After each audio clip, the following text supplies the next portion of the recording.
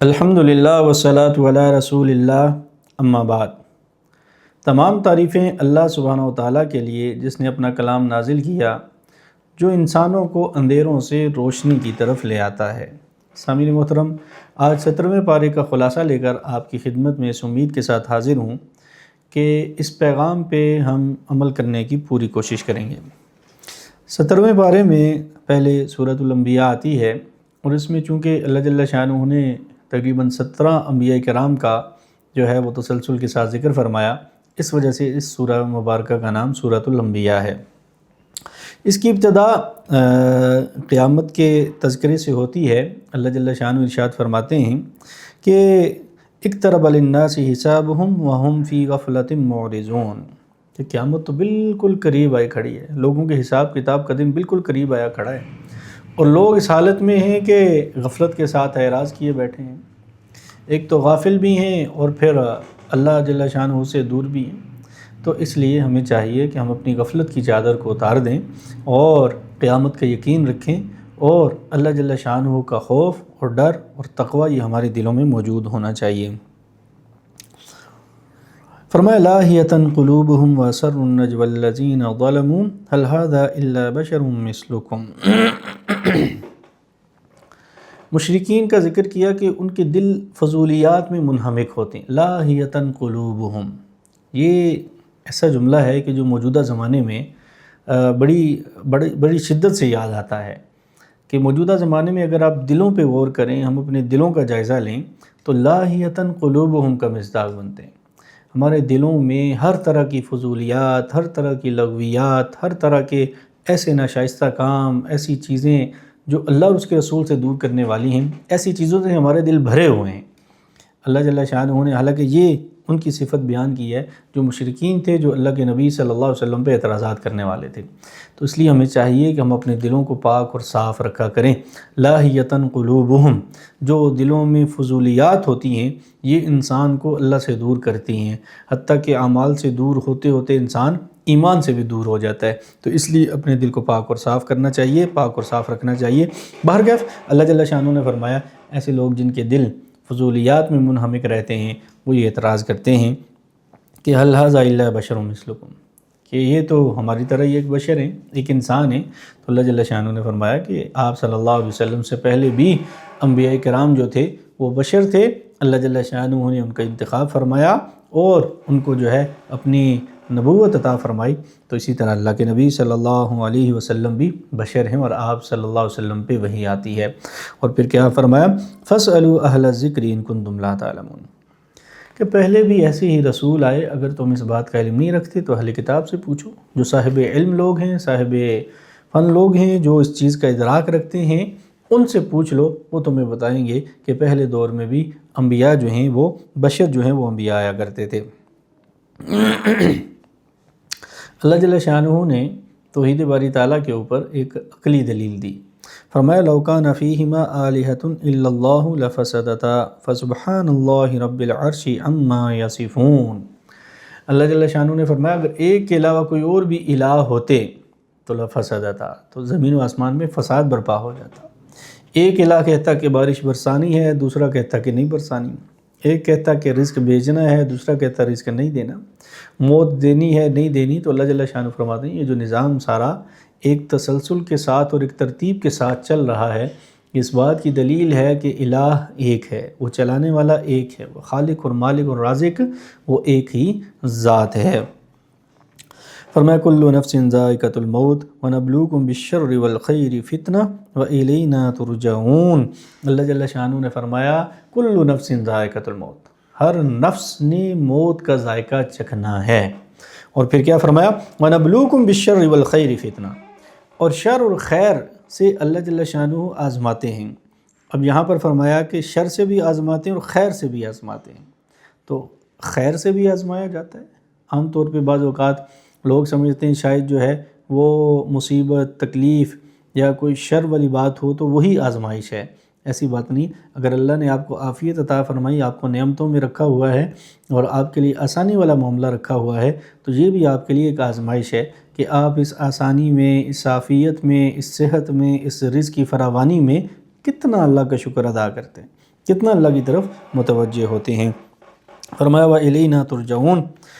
اور انسان جتنی بھی ترقی کر لے، انسان جتنا بھی مصیبت میں گر جائے، جتنی بھی تکلیفیں اٹھا لے، جتنا بھی آسانی کے ساتھ زندگی گزار لے، آسائش اور سہولت کے ساتھ زندگی گزار لے، لیکن پھر بھی وَإِلَيْنَا تُرْجَعُونَ، سب کے سب نے لوٹ کے طرف اللہ کی طرف جانا ہے. فرمایا وَنَضَعُ الْمَوَازِينَ الْقِسْطَ لِيَوْمِ الْقِيَامَةِ فَلَا تُظْلَمُ نَفْسٌ شَيْئًا. اللہ جل شانہ قیامت والے دن ایک ایسا میزان قائم کریں گے، ایک ایسا ترازو قائم فرمائیں گے جو ذرہ برابر بھی ناانصافی نہیں کرے گا، عدل اور انصاف کے ساتھ تولے گا. اور کیا فرمایا کہ کائنات کے اندر چھوٹے سے چھوٹا ذرہ بھی ہوگا، اس کو بھی اللہ جل شانہ سامنے لے کر آ جائیں گے. ہمارا چھوٹے سے چھوٹا عمل ہو یا بڑے سے بڑا عمل ہو، ہمارا سب دنیا کے سامنے کوئی عمل ہو یا چھپ چھپا کے تنہائیوں میں خلوت میں کوئی عمل ہو، خلوت ہو یا جلوت ہو، لوگوں کے سامنے ہو یا چھپ چھپا کے ہو، ہمارا ہر عمل اللہ جل شانہ اس دن سامنے لے کر آ جائیں گے. اس سے آگے حضرت ابراہیم علیہ السلام کا ذکر فرمایا گیا، پھر حضرت داؤد، حضرت سلیمان علیہ السلام کا. ان کے حضرت داؤد علیہ السلام کے ہاں ایک فیصلے کے لیے ایک لوگ آئے کہ ایک شخص تھا، اس کا کھیت تھا، اور دوسرا شخص اس کی بکریاں تھیں. تو وہ جو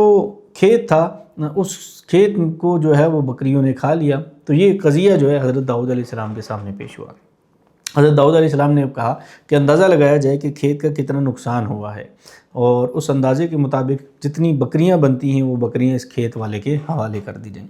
تو حضرت سلیمان علیہ السلام نے جو ہے اپنی رائے پیش کی کہ اگر اس طرح فیصلہ ہو جائے کہ یہ جو کھیت ہے یہ بکریوں والے کے حوالے کر دیا جائے اور بکریاں کھیت والے کے حوالے کر دی جائیں، کہ جو کھیت ہے والا مالک ہے وہ بکریوں کو چرائے اور ان سے فائدہ بھی حاصل کرے کہ دودھ پی لے، اور کھیت والے کا جو نقصان ہوا ہے وہ بکری والوں کے حوالے کر دیا جائے کہ وہ اس کھیت کے اوپر محنت کرے اور اس کھیت کے اوپر جو فصل اگ جائے، جتنا نقصان ہوا تھا وہ برابر ہو جائے، تو پھر دوبارہ کھیت اس کے حوالے کر دیا جائے. تو اللہ جل شانہ نے فرمایا کہ یہ سلیمان علیہ السلام کا فیصلہ جو ہے یہ مناسب تھا.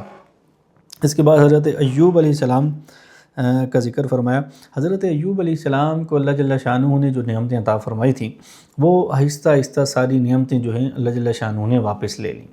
اور ایسا امتحان آیا کہ بیوی بچے سب ان کو جو ہے مال جائیداد سب چیزیں ان سے جدا ہو گئی. صرف ایک بیوی ان کے ساتھ رہی اور وہ نیک اور صالحہ تھی. اور اس کے بعد آزمائش آئی، حضرت ایوب علیہ السلام اس میں کامیاب ہوئے، توحید پہ اوپر ان کی بیوی جو ہے وہ ثابت قدم رہی. اللہ جل شانہ نے حضرت ایوب علیہ السلام کو دوبارہ شفا عطا فرما دی. اس کے بعد حضرت یونس علیہ السلام کا ذکر کیا گیا کہ اللہ جل شانہ نے ان کو جو ہے وہ پانیوں کے اندر اور مچھلی کے اندر، جب مچھلی کے پیٹ کے اندر جب انہوں نے ندا لگائی لا الہ الا انت سبحانک انی کنت من الظالمین، جب انہوں نے اپنی عاجزی اور انکساری کا اظہار کیا اور اللہ جل شانہ کی بڑائی کا اظہار کیا، تو اللہ جل شانہ نے ان کو دوبارہ پھر اس مچھلی کے پیٹ سے نجات عطا فرمائی. پھر اس کے بعد حضرت زکریا علیہ السلام کا ذکر کیا گیا، اور آخر میں اللہ کے نبی صلی اللہ علیہ وسلم کا ذکر ہوا. وما ارسلناک الا رحمۃ للعالمین. اللہ جل شانہ رب العالمین ہیں، تمام کے تمام جہانوں کے پالنہار، تمام کے تمام جہانوں کے پالنے والے، خالق مالک رازق ہیں. اور اللہ کے نبی صلی اللہ علیہ وسلم رحمت للعالمین، تمام جہانوں کے لیے رحمت بنا کر بھیجے گئے ہیں. اس سے آگے سورہ حج ہے، اس میں چونکہ حج کا تذکرہ ہے اس وجہ سے اس کو سورۃ الحج کہا جاتا ہے. اس کی ابتدا میں بھی قیامت کا ذکر ہے. اللہ جل شانہ نے فرمایا کہ اے لوگو ڈرو اپنے رب سے، اور قیامت جو ہے وہ قریب آ چکی ہے. اور پھر چونکہ مشرکین جو ہے دوبارہ اٹھائے جانے پہ ایک قسم کا ایک اعتراض کرتے تھے، تو اللہ جل شانہ نے فرمایا یا ایھا الناس ان کنتم فی ریب من البعث فانا خلقناکم من تراب ثم من نطفہ. اللہ جل شانہ نے انسان کی تخلیق پہ غور کرنے کا کہا کہ دوبارہ اٹھائے جانے پہ اعتراض کرنے والوں کو انسان کی تخلیق کے اوپر جو ہے وہ غور کرنا چاہیے کہ مٹی سے اناج اگتا ہے، فصل اگتی ہے، وہ ایک انسان کھاتا ہے، اللہ جل شانہ اس کے جسم میں جو ہے وہ نطفہ پیدا فرماتے ہیں، پھر وہ ماں کے رحم میں جاتا ہے، پھر وہ خون کا لوتھڑا بنتا ہے، پھر وہ گوشت کا حصہ بنتا ہے، پھر اللہ جل شانہ اس کو بڑا کرتے ہیں، پھر اس میں روح آتی ہے، پھر وہ دنیا میں آتا ہے. تو یہ سارا پروسیس کرنے والی ذات کون ہے؟ وہ اللہ کی ذات ہے۔ اور پھر فرمایا وہ انسان کبھی جوان ہوتا ہے، پھر بڑھاپا ہوتا ہے، الی ارذل العمر، پھر اس کو بڑھاپے کی طرف اللہ جل شانہ لے کر جاتے ہیں، اور بعض اوقات وہ بڑھاپا اس کے اوپر بوجھ بن جاتا ہے۔ وہ جو جوانی میں اس کی مضبوطی ہوتی ہے، وہ جو جوانی میں اس کے ناز نخرے ہوتے ہیں، وہ سارے کے سارے ختم ہو جاتے ہیں۔ پھر بڑھاپے میں یادداشت کمزور، بینائی کمزور، سماعت کمزور، بولنے میں لکنت، چلنے میں مشکل، یہ ساری کی ساری پریشانیاں اور یہ ساری جو ہے وہ تکلیفیں انسان سہتا ہے۔ تو اللہ جل شانہ نے فرمایا کہ دوبارہ اٹھائے جانے پہ اعتراض کرنے والے اس تخلیق کے اوپر غور کر لیں تو وہ ضرور اس نتیجے پہ پہنچیں گے کہ انسان کو اللہ کی ذات پیدا کرنے والی ہے، تو اللہ کے لیے دوبارہ اٹھانا بھی، دوبارہ پیدا کرنا بھی اللہ کے لیے کوئی مشکل نہیں ہے۔ فرمایا وَمِنَ النَّاسِ مَن يُجَادِلُ فِي اللَّهِ بِغَيْرِ عِلْمٍ وَلَا هُدًى وَلَا كِتَابٍ مُنِيرٍ۔ موجودہ زمانے کا ایک بہت بڑا مسئلہ کہ انسان کے پاس علم نہیں ہے، اس چیز کے اوپر انسان دسترس نہیں رکھتا، لیکن سوشل میڈیا کا دور ہے، ہر انسان اپنے آپ کو ایک ماہر سمجھتے ہوئے ہر عنوان کے اوپر، ہر طرح کے معاملے کے اوپر جو ہے وہ رائے دے رہا ہوتا ہے۔ اللہ جل شانہ فرماتے ہیں ان لوگوں کی مثال ایسے ہی ہے، وَمِنَ النَّاسِ مَن يُجَادِلُ فِي اللَّهِ بِغَيْرِ عِلْمٍ، کہ یہ اللہ کا علم ہی نہیں رکھتے، اللہ کا تعارف ہی نہیں رکھتے، اللہ کو پہچانتے ہی نہیں ہیں، اور اللہ کے بارے میں جھگڑتے رہتے ہیں کہ اللہ کیسا ہے، اللہ کہاں ہے، دوبارہ کیسے زندہ کرے گا، اللہ کی ذات کہاں پہ ہے، موجود کہاں پہ ہے، اس طرح کے عجیب و غریب قسم کے سوالات کرتے ہیں۔ حالانکہ اللہ جل شانہ نے فرمایا بغیر علم ولا ہدی ولا کتاب منیر، وہ اگر علم سے رہنمائی لیں، ہدایت سے رہنمائی لیں، کتاب منیر سے رہنمائی لیں، تو وہ ضرور اس نتیجے پر پہنچیں گے کہ اللہ کی ذات موجود ہے۔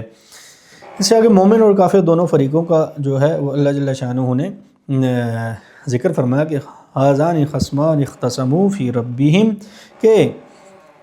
مومن اور کافر یہ دو فریق ہیں، اور دونوں کا آپس میں یہ ایک قسم کا مخاصمت ہے، ایک قسم کا لڑائی ہے، جھگڑا ہے۔ تو اللہ جل شانہ قیامت والے دن ضرور اس جھگڑے کو نمٹائیں گے، اور جو اللہ کے ماننے والے ہوں گے اللہ ان کے لیے جنت کا فیصلہ فرمائیں گے، اور جو اللہ کے منکر ہوں گے ان کے لیے جہنم کا فیصلہ ہوگا۔ اس سے آگے حضرت ابراہیم علیہ السلام کا ذکر ہے اور ان کا بیت اللہ کو تعمیر کرنے کا ذکر ہے۔ حضرت آدم علیہ السلام نے بیت اللہ کی تعمیر فرمائی، اور پھر مرور زمانہ کے ساتھ بیت اللہ جو ہے اس کی عمارت منہدم ہو گئی، اور اس کا نام و نشان جو ہے وہ سارا مٹ گیا۔ پھر حضرت ابراہیم علیہ السلام آئے، ابراہیم علیہ السلام کو نشاندہی کی اللہ جل شانہ نے، حضرت ابراہیم علیہ السلام نے اس پہ اس کی جو ہے وہ تعمیر فرمائی۔ پھر جو ہے حضرت ابراہیم علیہ السلام نے وہ جو پتھر ہے مقام ابراہیم اس پہ کھڑے ہو کے پھر انہوں نے حج کا اعلان فرمایا اللہ کے حکم کے مطابق، اور اللہ جل شانہ نے پھر حج سے متعلق جو ہے وہ احکامات بیان فرمائے کہ دور سے اور قریب سے لوگ سفر کر کے اور پیدل جو ہے وہ اللہ کے راستے میں نکلیں گے، حج کے لیے آئیں گے، اللہ کے گھر کا طواف کریں گے، اللہ کی عبادت کریں گے یہاں پر۔ اور پھر فرمایا لن ینال اللہ لحومها ولا دماؤها ولکن ینالہ التقوی منکم، جب قربانی کی جاتی ہے حج میں، جب اللہ کے راستے میں خون بہایا جاتا ہے تو اللہ جل شانہ فرماتے ہیں لن ینال اللہ لحومها ولا دماؤها، نہ تو اللہ تک تمہارا گوشت پہنچتا ہے اور نہ ہی تمہارا خون پہنچتا ہے، ولکن ینالہ التقوی منکم، اللہ کے پاس تو تمہارا تقوی پہنچتا ہے، تمہارے تقوی کے اوپر اللہ کی نظر ہوتی ہے، اس تقوی کو، اس اخلاص کو، اس للہیت کو اللہ جل شانہ قبول فرماتے ہیں۔ اور ہر عبادت کی اصل روح یہی ہے، ہر عبادت کی اصل روح یہی ہے کہ انسان کے دل کی کیا کیفیت ہے جب وہ صدقہ کر رہا ہے، جب وہ نماز پڑھ رہا ہے، جب وہ زکوٰۃ ادا کر رہا ہے، جب وہ کسی کے ساتھ خوش اخلاقی سے پیش آ رہا ہے، جب وہ کسی کے ساتھ اچھا معاملہ کر رہا ہے، کسی کو معاف کر رہا ہے، عفو و درگزر کر رہا ہے، یہ ساری کی ساری زندگی میں اللہ جل شانہ اس انسان کے دل کو دیکھتے رہتے ہیں کہ اس کے تقوی کی کیا صورت ہے، اس کے دل کی کیا کیفیت ہے، وہ اللہ کے لیے کیا کام کر رہا ہے اور کیا کام وہ لوگوں کے لیے کر رہا ہے۔ اس سے آگے جو ہے وہ جہاد کی اجازت دی گئی۔ اللہ کے نبی صلی اللہ علیہ وسلم صحابہ کرام مکہ میں رہے، 13 سال رہے، لیکن اس 13 سال کے عرصے میں جہاد کی اجازت نہیں تھی۔ مسلمانوں کے اوپر بہت زیادہ مظالم، بہت زیادہ پریشانیاں، دکھ تکالیف، صحابہ شہید ہوئے، ہجرتیں کی، سب کچھ برداشت کیا، لیکن اللہ کے نبی صلی اللہ علیہ وسلم کا دامن نہیں چھوڑا۔ جب ہجرت ہوئی، مکہ مدینہ میں تشریف لائے، تو اس کے بعد اللہ جل شانہ نے اجازت دی اذن للذین یقاتلون بانہم ظلموا، کہ جن لوگوں نے ظلم کیا اب ان کے خلاف آپ تلوار اٹھا سکتے ہیں، قتال کر سکتے ہیں۔ ظاہر ہے جب قتال ہوگا، جہاد ہوگا تو اللہ جل شانہ غلبہ عطا فرمائیں گے، غلبہ عطا فرمائیں گے تو مسلمان ایک اپنی سلطنت اور ایک ریاست قائم کریں گے۔ تو اللہ جل شانہ نے اس ریاست کے بنیادی کاموں کا ذکر کیا اور ارشاد فرمایا الذین ان مکناہم فی الارض اقاموا الصلاۃ وآتوا الزکاۃ وامروا بالمعروف ونہوا عن المنکر وللہ عاقبۃ الامور، کہ ایک اسلامی ریاست اس کا جو بنیادی ڈھانچہ ہوتا ہے، جو بنیادی کام کرنے والے ہوتے ہیں، وہ سب سے پہلا یہ کام ہے کہ اقام الصلاۃ، کہ نماز کو قائم کیا جائے، وآتوا الزکاۃ، اور زکوٰۃ کا سارا نظام جو ہے وہ مرتب کیا جائے۔ ریاست کا یہ بنیادی فریضہ ہے۔ اقام الصلاۃ سے مراد نماز قائم کرنا اور ہر طرح کی عبادات میں آسانی اور سہولت پیدا کرنا ہے، کہ ریاست جو ہے، اسلامی مملکت جو ہے وہ ایسا ماحول کریٹ کرے، ایسی پالیسیز بنائے جس کے نتیجے میں عوام الناس دین کی طرف راغب ہوں، دین کے اوپر عمل کرنا ان کے لیے آسان ہو، دین کے اوپر چلنا ان کے لیے آسان ہو، دین کی طرف ان کو ترغیب ہو، اٹریکشن ہو، اس طرح کی پالیسیز بنانی چاہیے۔ اور اسی طرح زکوٰۃ کا معاملہ وہ جو ہے سارا حکومت کا مرتب ہونا چاہیے، اور جو لوگ فقیر ہیں، مسکین ہیں، اللہ کے راستے میں جہاد کرنے والے ہیں، ابن السبیل ہیں، مسافر ہیں، یہ جتنے بھی جو ہیں غارمین ہیں، مقروض ہیں، ان تمام جتنے بھی مصارف زکوٰۃ ہیں، ان کا بہترین طریقے سے جو ہے امپلیمنٹ ہو، اور ان کو زکوٰۃ سرکاری طور پہ جو ہے وہ جانچ پڑتال کر کے، تحقیق کر کے ان تک پہنچائی جائے۔ تو یہ ریاست کا ایک بنیادی کام ہے جس سے آج کل ہماری ریاستیں، اسلامی ریاستیں جو ہیں بہت زیادہ دور نکل چکی ہیں۔ اور پھر فرمایا وَأَمَرُوا بِالْمَعْرُوفِ وَنَهَوْا عَنِ الْمُنکَرِ، اور عوام الناس کو نیکی کی طرف بلائے ریاست، وَنَهَوْا عَنِ الْمُنکَرِ، اور جو برائی کے کام ہوں ان سے روکے۔ لیکن آج کام الٹا ہے، جتنی بھی اسلامی ریاستیں ہیں وہ ساری کی ساری برائی کے لیے راستے کھولتی چلی جا رہی ہیں، اور نیکی کے لیے راستے جو ہیں وہ بند کرتی چلی جا رہی ہیں۔ اس سورہ مبارکہ کے آخر میں اللہ جل شانہ نے ایک مثال دی، فرمایا ایھا الناس ضرب مثل فاستمعوا لہ۔ اللہ جل شانہ مثال بیان فرما رہے ہیں کہ بڑی قابل غور، بڑی قابل توجہ مثال ہے۔ فرمایا ان الذین تدعون من دون اللہ لن یخلقوا ذبابا ولو اجتمعوا لہ وإن يسلبهم الذباب شيئا لا يستنقذوه منه ضعف الطالب والمطلوب۔ اللہ فرماتے ہیں جو اللہ کے علاوہ دوسروں کو پکارتے ہیں، یہاں سے جو ہے وہ بچہ ملے گا، یہاں سے بچی ملے گی، یہاں سے کاروبار چلے گا، یہاں سے کاروبار رکے گا، فلاں جگہ یہ ہوگا، فلاں جگہ یہ ہوگا۔ اللہ فرماتے ہیں جو اللہ کے علاوہ دوسروں کو الہ بناتے ہیں، دوسروں کو پکارتے ہیں، دوسروں کی طرف اللہ کے علاوہ ان کی اللہ کی طرح نظر ہوتی ہے، اللہ فرماتے ہیں وہ سب مل کر بھی، وہ تمہارے دیوتا، وہ تمہارے بت ہوں، کچھ بھی ہوں، وہ مل کر بھی ایک مکھی نہیں بنا سکتے۔ اور اس سے بڑھ کر اللہ نے فرمایا کہ مکھی تو کیا، وہ تو مکھی ان کے کھانے سے اگر کوئی چیز بھی لے کر چلی جائے تو وہ اس سے وہ اپنی لے کے جائی ہوئی چیز بھی واپس نہیں لا سکتے۔ تو یہ اللہ جل شانہ نے مثال کے ذریعے سمجھایا ہے کہ جتنے بھی اللہ کے علاوہ جس طرف لوگ رخ کرتے ہیں یہ سراسر غلط ہے۔ رخ انسان کا، عبادت کا صرف اور صرف اللہ کی طرف ہونا چاہیے۔ اللہ جل شانہ کہنے سننے سے زیادہ عمل کرنے کی توفیق عطا فرمائے۔